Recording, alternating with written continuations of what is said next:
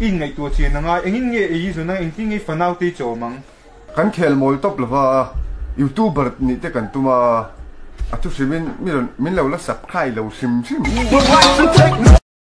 mel chat na thuruk chuma tu ge thuruk sei ngai va trong the ve in ngày thadang le in lak ang hu khan tu man nga ta man ti tak tak lo sei sem chu bang chuan in lo in du le tum to se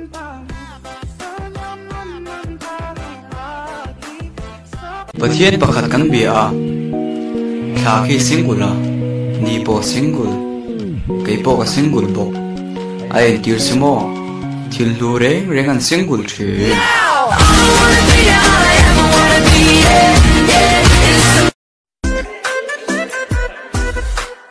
heti hian ka soi thin ka lak lo wanga single kan ni lova tu pi khiang kan e wanga single kan ni zo a chú lâu em ấy chụp tụi lai à politics khel na an mang ti sin nange à hoi à ani ai ru ro gan re the ja hi sem hau sak ka du e lu ka thuk thei thei nem jing tong trai ka tamila to chu khem hun kimi phuk sak tu mi sum hi atha mil cha chu keng di lo ma semi fatin mil cha min ti ka nyal he la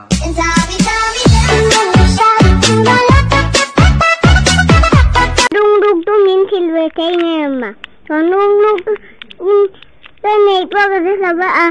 Rồi.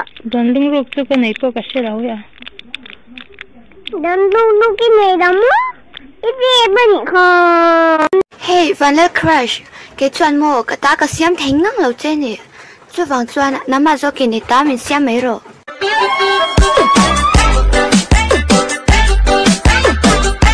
Ingai zong à, an ngai zong về tật lát lâu trên nè. Tiếng cái tông tổ mấy thế nè. kan ni nge chu ani chu kut kem nei silo ka thinlung ro tu nia entik lai pon karil ro ki anga um thi karla di pon ma se mangai lao Ang ngày ta nak chuan in ka ngai ve lo e mo hi tia. Mà se zeb lo chuan. Itelo chomin ni khat po rei luan se to chung ka om tiang lo se kher po atu lo kemin wan tan po. Don't forget to like, don't forget to subscribe, follow our Instagrams, and go subscribe to our YouTube channel. Thank you very much.